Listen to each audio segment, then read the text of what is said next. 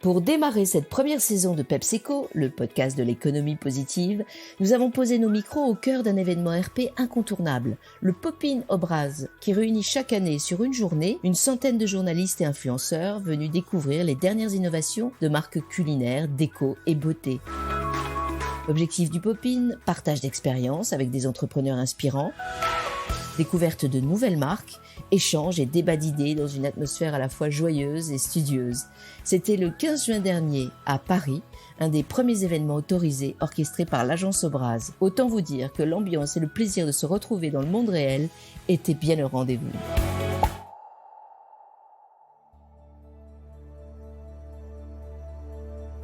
Aujourd'hui, PepsiCo se fait un petit plaisir. On va retourner en enfance, à des saveurs d'antan, retrouver le goût authentique et simple du sablé. Mais pas n'importe lequel, celui d'Annelle, en plein cœur du Calvados, à quelques encablures des plages du débarquement.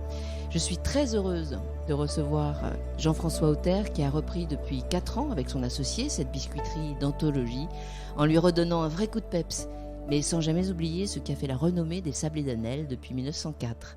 Bonjour Jean-François. Bonjour. Merci de venir nous régaler de vos mots dans le cadre du Pop-in Obraz. On est très heureux, tous là, de se retrouver enfin en live avec des marques françaises parmi les plus créatives et une centaine de journalistes et d'influenceurs. Toute cette énergie est porteur de belles promesses pour notre économie, mais on ne peut pas faire l'impasse sur la période très particulière de pandémie que nous avons traversée et qui a bouleversé la vie de nos entreprises aussi. Comment avez-vous vécu cette crise, vous ? Quel impact a-t-elle eu sur le marché de l'épicerie fine et sur les sablés d'Annelle ? Je dirais qu'on a eu la chance de reprendre cette entreprise pour démarrer il y a 4 ans, avec une croissance importante depuis 4 ans. Et donc la crise pour nous, ça a été comme une voiture à pleine vitesse qui a pris un mur. C'est vraiment l'image. Tout avançait, on avait posé un certain nombre de choses. Et là, du jour au lendemain, tout ce qu'on avait pu positionner, créer, s'est arrêté. Donc, terrible. En termes de psychologiquement, c'est assez dur. Alors, il y a une équipe aussi derrière, il y a des gens. On pense aux ceux qui travaillent, à l'objectif, là où on veut aller, les développements qu'on a en tête. On était en plein lancement d'une boutique. Donc, franchement, ça n'a pas été une période facile à vivre. Maintenant, comme tout, je pense, toute entreprise, à un moment donné, on se dit, il n'y a pas le choix, il faut essayer de trouver des solutions. Et c'est ce qu'on a essayé de faire en se mettant vraiment en mode guerrier. Mais vraiment guerrier. Parce qu'il fallait se dire, voilà, un jour ou l'autre, ça va s'arrêter quand on ne sait pas. Mais qu'est-ce qu'on fait pour ressortir encore plus fort demain et qu'est-ce qu'on fait pour s'en sortir ? Donc on s'est vraiment focalisé là-dessus. Vous faites partie de ceux qui se sont battus, retroussé les manches et qui ont toujours cru là, en l'avenir. Je dirais qu'on n'a pas le choix. Ouais. Enfin, si vraiment, voilà, moi il y a une équipe derrière, je ne suis pas tout seul. On est avec Armel, on a 6 personnes aujourd'hui, 20 personnes l'été. Enfin, on n'a pas le droit. Ouais. On n'a pas le droit de laisser tomber. On avait une boutique à ouvrir. On s'est retroussé les manches. Le 26 juillet de l'année dernière, les travaux étaient fermés. Le 27 au matin, on ouvrait. Ça vous donne un ordre d'idée. Voilà. Et avec une équipe qui a été fantastique pour nous suivre et pour nous épauler dans cette période super dure. Ouais. Mais ça a été très compliqué. Épuisant psychologiquement. J'imagine. Mais alors racontez-nous précisément comment vous avez su réveiller depuis 4 ans cette belle endormie sans jamais renier les valeurs humaines de la biscuiterie d'origine. Pour preuve, vous êtes membre du prestigieux Collège culinaire de France depuis cette année, qui porte haut les valeurs d'humanisme et l'avenir du patrimoine culinaire artisanal. Alors racontez-nous un peu votre success story. Success story, c'est joli. C'est une marque qui a des vraies valeurs. Moi, je dis que c'était qu'une pépite. Enfin, c'est une pépite qui avait besoin d'être refaçonnée et qu'on leur donne son lustre d'antan. C'est un vrai savoir-faire ancestral, 100 ans, c'est une belle maison. Avec mon prédécesseur, il faut lui rendre hommage, M. Cormier, qui en avait fait vraiment un point d'intérêt, un point gastronomique reconnu dans notre petite région du Bessin, et qui malheureusement était seul et n'avait pas les moyens pour aller plus loin. Nous, on a gardé ça, tout ce savoir-faire, toute cette compétence, toute l'utilisation de matières premières locales. Alors on n'attend pas, il y a une bonne mode aujourd'hui, il faut retourner sur du local. Mon prédécesseur avait démarré il y a 40 ans cette démarche. Donc nous, on a poursuivi, voire développé à l'extrême cette démarche. D'ailleurs, parenthèse, c'est pas simple de trouver des fournisseurs locaux, des producteurs locaux. On casse encore nos œufs, nous, pour trouver les quantités d'œufs pour les casser avec les producteurs. Ça nécessite de prendre du temps, d'aller les voir, de leur expliquer, de passer des accords avec eux. Donc on a vraiment travaillé là-dessus. Retirer tout ce qui pouvait, en particulier sur la partie pâtisserie, puisqu'on fait la pâtisserie aussi, des ingrédients qui ne nous semblaient pas clean, propres. comme on veut, donc faire le produit les plus simples possible. Et à partir du moment où on a fait ça, on a retravaillé un peu la marque pour la mettre en avant, parce qu'avant, on n'était pas travaillé la marque. Donc en fait, il fallait pas garder... de marketing, c'est ça? Pas de marketing du tout. Et enfin voilà, c'était un produit connu, mais pas du tout marketé, qui restait dans sa zone de confort. Et le travail, ça a été de mettre en avant une marque sans casser les codes. Donc on a un packaging qui est un peu ancien. C'est la même image depuis 1904, la même illustration sur certains de nos produits. Il faut le remettre au goût du jour, il faut rajouter des choses qui aujourd'hui permettent justement commencer à retrouver certaines valeurs. Mais voilà, ça a été le changement dans la continuité en fait. On a vraiment travaillé là-dessus. C'est ce qui a fait le succès, je pense. Oui, vous avez gardé l'âme en fait de la maison. L'âme était, enfin voilà, c'était vraiment. Vous avez réussi à faire ça, parce que je pense que c'était une des conditions si on a réussi à reprendre, parce que ça, on s'est bagarré pour avoir cette entreprise. Il y avait plus de 10 dossiers à la fin, 20 au départ. On a réussi à montrer à la personne, enfin au cédant, qu'on voulait continuer ce qu'il avait fait, avec des façons artisanales, tout à la main de A jusqu'à Z, en mettant notre part, parce qu'on a notre histoire aussi, on a amené un certain nombre de choses, mais surtout ne pas cracher sur ce qui avait été fait, parce que c'est ça la pépite. C'est pas nous en fait, c'est le produit. Nous, on est là juste pour mettre en valeur un certain nombre de choses, et les gens qui le font. C'est beau, et on vous retrouve où? Vous êtes distribué partout? Pas encore. Pas encore. En fait, on est vous êtes tellement connu, c'est-à-dire que moi j'ai vraiment l'impression que si je veux des sablés d'Annelle, je descends dans mon magasin en bas et j'en ai pas encore. J'aimerais bien que ce soit le cas partout, pour être très honnête. Non, honnêtement, enfin, alors, quand on a repris il y a 4 ans, on était distribué essentiellement sur les côtes de Normandie, que ce soit d'ailleurs dans des épiceries fines, un petit peu dans la grande distribution, mais aussi dans des hôtels, 4-5 étoiles, pour lesquels on fait des produits d'accueil.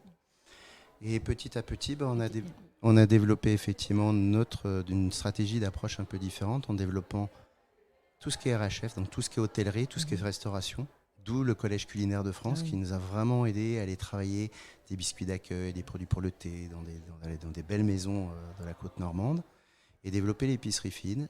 Et avec un peu d'export, on a exporté l'année dernière au Japon dans une belle enseigne qui s'appelle Onkyu à Osaka. Malheureusement, nous n'avons pas pu y aller à cause du Covid. Là aussi, c'est une belle déception. Vous allez vous rattraper là? Oh, j'espère bien. Enfin, on trouvera Doubourg. On commence à exporter en Belgique avec des réseaux comme La Ruche qui dit oui. D'ailleurs, ça fonctionne très bien sur la Belgique. On vient d'ouvrir d'avoir nos produits dans une première épicerie à Liège. Voilà, donc petit à petit, on avance, on prend des contacts. Nous étions hier au Salon des Épicures, où nous avons de très très bons contacts et j'espère que ceux-ci se transformeront. Sur Paris, entre autres, avec des belles enseignes, où on est là depuis quelques temps chez Plisson, chez Cos. Voilà, on commence à avoir des bonnes adresses. Il y en aura d'autres dans les semaines à venir, j'espère. Mais voilà, on se développe petit à petit. On a un gros travail à faire encore.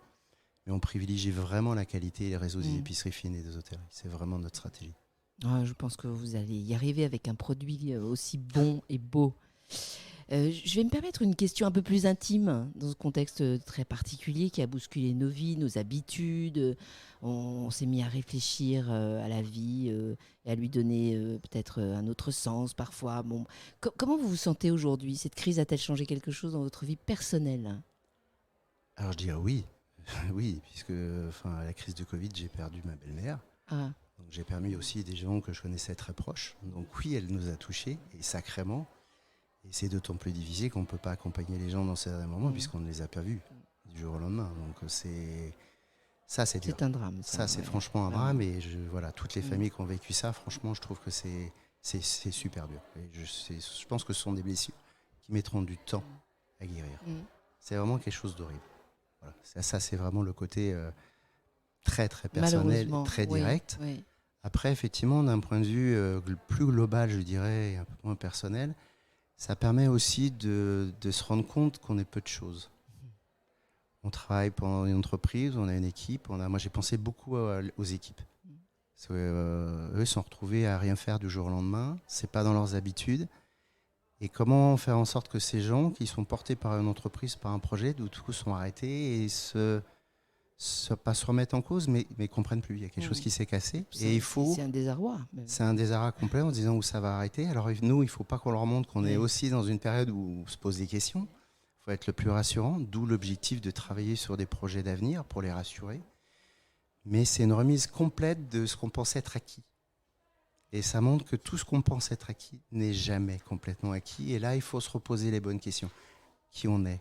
Quelles valeurs on veut porter? D'humanisme dans l'entreprise, parce qu'on est une entreprise, mais on a des gens avec nous. Et c'est important pour nous de travailler sur les gens et de faire attention à ces gens-là, parce que c'est eux qui font l'entreprise avec nous. Il ne faut pas l'oublier. Et ça nous a permis de nous reconcentrer sur nos valeurs, de revoir quelles étaient les bonnes, celles qui étaient peut-être un peu moins prioritaires, et bien se reconcentrer là-dessus pour pouvoir redémarrer. Ça, c'était le plus important. Vous donnez envie de travailler avec vous? J'espère Vous bien. avez un humanisme contagieux. C'est beau, ça.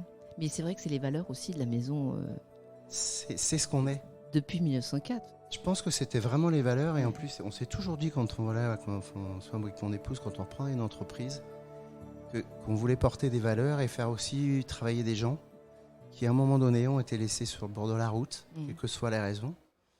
Et faire en sorte que ces gens, ils nous rejoignent sur la route et qu'ils aient la banane. Et ça vaut toutes les récompenses. C'est beau de vous entendre. Alors, bon, même si on n'a pas complètement de vision long terme encore aujourd'hui, qu'on est un peu à vivre au jour le jour et à gérer l'entreprise un peu au jour le jour, on sent quand même, et surtout quand je vous écoute, un certain élan d'optimisme. On sent que la reprise est là. Alors, autorisons-nous à nous projeter dans l'avenir. Disons dans 3 à 5 ans, est-ce que le foisonnement d'initiatives, de créativité, de nouvelles idées qu'on perçoit, y compris ici aujourd'hui, au Popin, est-ce que vous pensez que tout ça va mener à une transformation positive de notre économie, de notre société? Et comment voyez-vous l'avenir de votre entreprise? Je dirais, dans chaque crise, il y a des très mauvaises choses, on en a parlé, ou des choses qui sont désagréables à vivre. Mais il y a aussi des choses positives qui vont en ressortir, sur des changements. Donc je pense de notre côté, d'un point de vue sur notre entreprise, il y a des valeurs qui sont là, qui restent depuis 100 ans et qui resteront, parce que ça ne changera pas. Après, ça nous permet aussi de voir les choses et voir que quand on a envie de faire les choses, il faut s'en donner les moyens et essayer de les faire le plus rapidement, parce qu'on ne sait pas de quoi l'avenir est fait. Et ça, ça nous a donné encore d'un côté beaucoup plus de force. Alors on part en étant très fatigué psychologiquement, là on va vous lancer une saison. Mais dans les 3 années à venir, on a plein de projets, on a plein de choses, on a déjà 2-3 références de produits qui sont prêts, qu'on a travaillé justement pendant cette période où c'était plus calme. On vient d'ouvrir une superbe boutique là, Mais où on a oui, je voulais que vous m'en parliez. Parlez-nous un peu de cette pâtisserie. C'est une boutique, on est passé à une boutique de 6 mètres carrés, toute petite, toute ancienne, à une boutique qui fait 120 mètres carrés, où on a investi dans un local, un labo à Annelle. Petite ville de 500 habitants, mais l'été il y a beaucoup de monde, donc ça nous permet aussi de vivre et de travailler sur de la pâtisserie de la même façon avec notre pâte sablée. On vient d'embaucher 3 pâtissières pour démarrer. On fait tout localement, tout frais tous les jours. On a un salon de thé pour que justement nos clients prennent le temps, parce que c'est ce qui nous manquait. Le temps, voilà, que les gens puissent se poser, profiter, prendre un bon thé avec une bonne pâtisserie dans le temps. Et puis plaisir, c'est dire, c'est comme si je mangeais ça il y a X temps. Ça, c'est top. On voit les gens, le regard des gens, prenez votre temps, vous êtes là, voilà. S'occuper des gens et prendre le temps avec eux. C'est ce que je dis souvent à mes équipes, on est là pour que les gens, effectivement, on est là pour faire du chiffre d'affaires, c'est notre métier, pardon. Mais on est aussi là pour faire aux gens qui passent un moment inoubliable, à notre façon, à notre petit niveau, et c'est comme ça qu'on gagnera, parce que les gens reviendront. Voilà. Donc c'est dans cette optique-là. Après, on a plein de projets. On va se développer, je pense, d'ici 1 an, 2 ans sur l'export. Le Japon, ça reste vraiment quelque chose qu'on veut faire. On a fait 2-3 essais qui sont très bien positionnés. Et après, on va se donner les moyens d'aller ailleurs, quoi. Voilà. Et vous pensez qu'on pourra retrouver une pâtisserie sablée d'Annelle ailleurs qu'à Annelle? C'est une des choses sur lesquelles on est en train de réfléchir, effectivement. Sur travailler sur des systèmes peut-être de franchise. Ou les ouvrir nous-mêmes d'ailleurs. On n'a pas encore précisé, mais en fait notre boutique est un laboratoire pour l'avenir. C'est magnifique, vous avez des projets d'ambition. Et en tout cas, je vous souhaite d'aller jusqu'au bout de ces rêves-là. Merci en tout cas pour toutes ces paroles inspirantes. Et si on devait retenir un seul mot pour illustrer le futur de l'entreprise, quel serait-il selon vous? Je dirais 2 mots, confiance et bienveillance.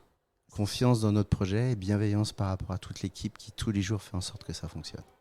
Je crois que je vous autorise ces 2 mots parce que c'est 2 très très jolis mots qui résument parfaitement ce que vous venez de me raconter. Merci. Alors moi, avant de nous quitter, je veux quand même vous parler de Madeleine de Proust, ma Madeleine à moi, de saveurs d'enfance. je vous avoue quand même que ma pâtisserie préférée est le sablé. Et je fais partie des inconditionnels qui mangent la pâte sablée crue, vous savez, quand on prépare les gâteaux. Donc c'est vous dire. Alors j'invite tous ceux qui passeraient à Anel à s'arrêter dans votre boutique Salon de thé pour déguster une de vos créations. Et moi j'en ferai partie. Je viendrai. À bientôt Jean-François. À bientôt et ce sera un plaisir de vous accueillir. Merci. Vous venez d'écouter PepsiCo, un podcast qui fait du bien, signé Usha Media. Vous retrouverez les épisodes de la saison 1, spéciale Popin, sur les meilleures plateformes. N'hésitez pas à partager, commenter, liker et à vous abonner pour suivre tous nos épisodes. Merci de votre écoute. Rendez-vous la semaine prochaine.